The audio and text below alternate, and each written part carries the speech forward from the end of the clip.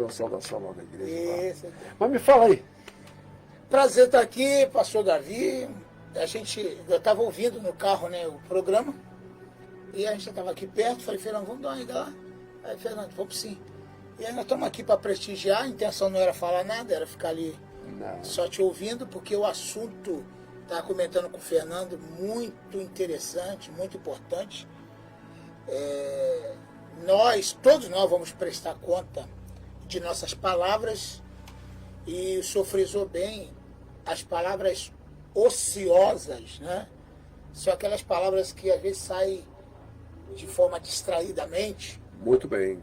Uma palavra que a pessoa, tipo assim, eu falei sem intenção, falei sem pensar, mas tudo isso está registrado. Tudo. Até aquelas que foram sem pensar. E no finalzinho o senhor falou, fechou com uma palavra muito importante, que a boca fala do que o coração está cheio. Porque mesmo que a pessoa falou sem querer ou sem pensar, é porque o coração, porque isso é um transbordo. Ele acabou transbordando. Né? Ele foi tão cheio, tão cheio, tão cheio, que uma hora sai. E a maneira de sair é justamente pela boca. Tanto é que Jesus falou que o que contamina não é o que entra. O que contamina o homem é o que sai. E aí existe... E eu botei no meu comentário aqui, né? Por exemplo, o falar, ele tem que ter prudência no falar, pessoal. Por exemplo, onde falar, o que falar, como falar e por que falar. São 4 coisas importantes que nós precisamos ter observação, e eu gostei da temática da mensagem.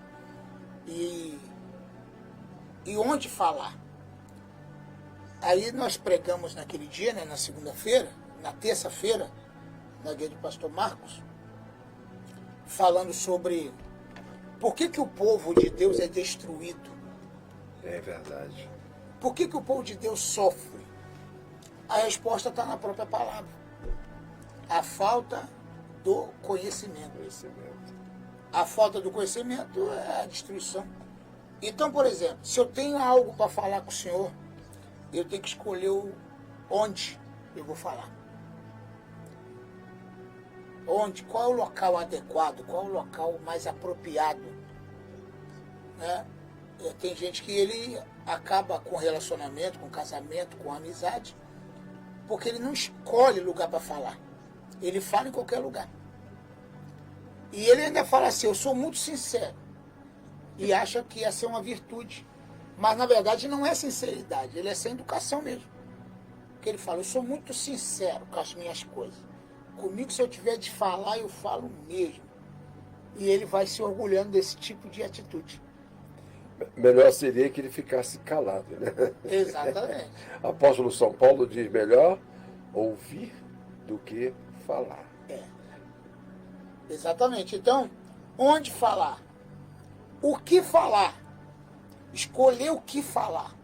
Porque se eu quero falar várias coisas, mas e não escolho o que falar, eu posso ter vontade de falar, mas eu tenho que refrear.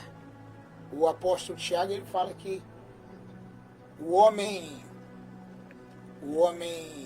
sábio, o homem prudente, ele chama até isso de homem perfeito. Ele chama de perfeito. Ele é capaz de refrear a sua língua.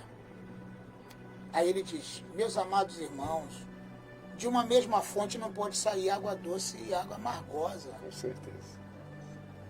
E também eu botei aqui como falar. E o tom, eu posso falar uma coisa muito real com a pessoa. Muito, tipo assim, chamar até a atenção dela. Mas se eu escolher o tom certo, né?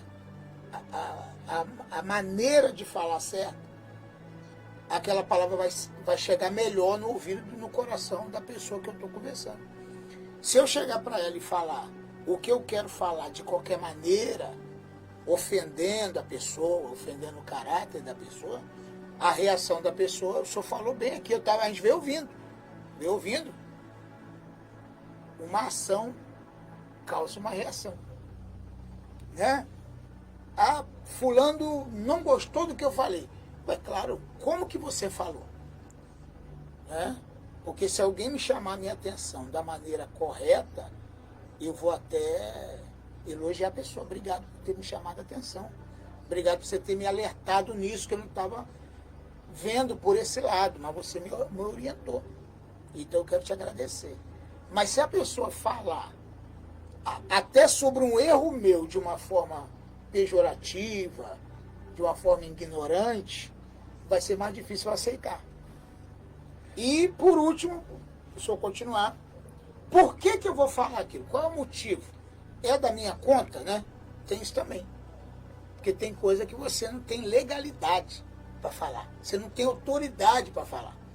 E tem gente que fala o que ele não foi chamado, o que ele não tem autoridade para falar. A gente conversando, veio falando que, por exemplo, um pastor tem vários líderes na igreja, auxiliares dele, diáconos e tal. E quando esse diácono, esse obreiro, esse presbítero, toma a palavra e fala para a igreja o que não é da alçada dele, ele está completamente errado. O pastor é que tem o cajado, a autoridade, para fazer ou para falar. Eu já vi muitos ministérios ter problema porque gente que não tem autoridade para falar certas coisas vão e falam com a igreja e fere a igreja. Aí a pessoa fala, pastor fulano está tratando a gente dessa forma, porque não vê a autoridade nele suficiente para falar daquela maneira. Então, é a mesma coisa nossos filhos, né? Eu não dou autorização, nunca dei para ninguém, nenhum vizinho, ninguém, chamar a atenção dos meus filhos da forma que eu chamo. Então eu não posso deixar com que alguém bata, chame atenção, brigue com meu filho, com meus filhos, da forma que eu chamo. Porque eu tenho autoridade para chamar a atenção deles. Entendeu? E quando alguém fala assim, olha, meu filho está aqui, chame a atenção dele, fala o que você quiser com ele. Não. E também uma coisa é o que o senhor está falando. Eu gostei muito do tema. Eu vim falando com o prefeito Fernando da forma que o senhor conduz o programa, muito sabiamente. Tem uma palavra pausada que dá para a gente entender, né? Porque eu conheço gente que grita muito, ele fala muito alto, grita o tempo todo e acaba a mensagem não ser entendida, não trazendo entendimento. E aí a pessoa sai sem entender. E a palavra ela tem que trazer edificação. Paulo fala assim, ó, a palavra em Efésios ele diz o seguinte, que a palavra ela tem que trazer edificação. O que é edificação? Crescimento. Paulo também fala em outro texto, Coríntios 14, ele fala que a trombeta não pode dar zunido incerto. Porque se a trombeta der zunido incerto, quem se preparará para a guerra? Quer dizer, porque cada toque tem o seu sentido e tem o seu objetivo. Eu já vi, não vou estar aqui tocando o nome de ninguém, jamais faço isso, mas eu já vi pastor dizer que eu vou meter o machado. Comigo aqui, se não for do meu jeito, não fica. Se esse pastor estiver me vendo, me ouvindo agora, vai se converter, pastor, viu? O negócio de meter machado é só na lenha, lá na madeira. Ovelha, você tem que não vender nada, você tem que dar a palavra. Você tem que pegar o cajado, puxar ela e começar a limpar, vai ensinando. Tirar a carrapicha ensinada da palavra, sábia. As ovelhas rebeldes, você consegue fazer dela uma ovelha muito boa, mas tem que saber tratar. Pastor Paulo César, eu tenho buscado um pouquinho de sabedoria no meu amigo Abraão. Abraão deve ter sido um homem muito estressado, com tanta confusão. Primeiro com Moisés, depois com Abraão. Abraão, lá no capítulo 24 de Gênesis, Abraão já está com a idade avançada, na sua fazenda, vivendo do bom e do melhor, porque com todo o direito dele, ele vai ver seu filho Isaque, né, no campo, e ele vai dizer, está na hora do meu filho ter uma esposa e Deus cumprir com a promessa. A Bíblia diz que Abraão, assentado, creio eu que na sua linda, maravilhosa varanda, eu gosto de viajar, sabe? O senhor é um contador de história fenomenal. Eu gosto de viajar, a minha mente vai longe. Sim. Eu vejo Abraão sentado, Eliezer está lá no campo trabalhando, mas ele vai chamar um criado, vem cá, vai lá chamar para mim Eliezer agora. Eliezer larga todo o seu serviço, vem Eliezer, Senhor, eis-me aqui, sentar-me do meu lado, Eliezer. Pega a tua mão direita, bota debaixo da minha coxa. Sim, Senhor, era o costume da época, né? Quando se fazia uma promessa, um juramento, tinha que colocar a mão a mão direita debaixo da coxa do seu superior. Então, a Bíblia nos diz, lá no livro de Gênesis, capítulo 24, que, 24, se não falo a memória, acho que é isso mesmo, ele vai falar assim, você vai até a Mesopotâmia e vai escolher uma donzela da minha terra natal. E você vai trazer uma donzela para o meu filho Isaque. O que me chama a atenção são as palavras doces que Abraão estava usando, sábias, para com seu criado Eliezer. E Eliezer pega 10 camelos, 10 servos e vai para a Mesopotâmia. A Bíblia diz que quando ele chega à porta da cidade, ele vai à oração, Eliezer. Diz a Bíblia que Eliezer ora ao Senhor, Senhor, a donzela que sair daquelas portas e sair para buscar água no poço e oferecer de água a mim e também oferecer aos meus camelos, esta é a donzela em que tu quer para o meu senhor Abraão. Então eu fico assim analisando como as palavras elas fluem. Quando flui da alma, ela só tem que. O percurso dela é certíssimo. Mas se houvesse ali, da parte de Abraão, Eliezer, você vai fazer isso, eu quero assim, e se vira. Isso. Eliezer poderia ficar um pouco chateado. Eu vou fazer o que na Mesopotâmia? Eu vou aqui em Uz mesmo. Aqui em Uz dos Caldeus tem. Vou lá em Uz dos Caldeus e vou trazer uma donzela para Isaque. Mas ele obedece. Pelas palavras sábias e doces de Abraão. Eu tenho aprendido com esse servo. Muito bom. E eu tenho aprendido contigo também. Obrigado. Eu estou aprendendo muito com o senhor também. Porque existe líder que ele quer liderar em punho de ferro, mão de ferro, né?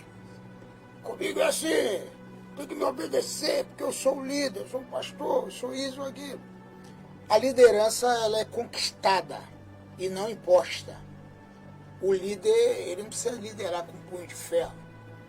Mandou, tem que fazer e tal.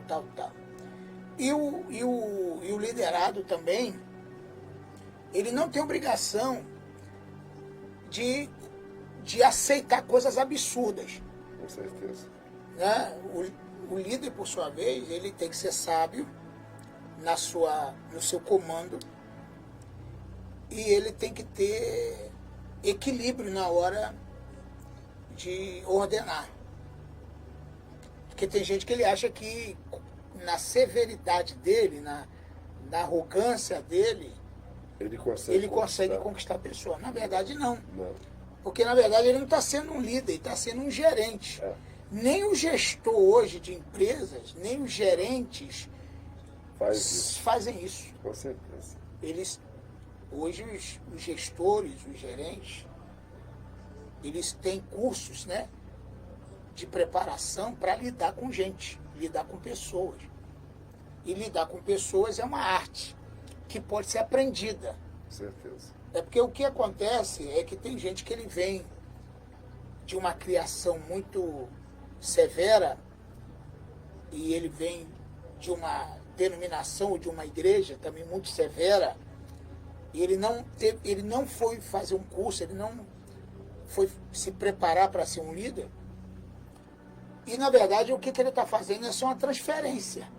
Ele está reproduzindo aquilo que ele via, aquilo que aprendeu e aquilo que ele achava que era o certo.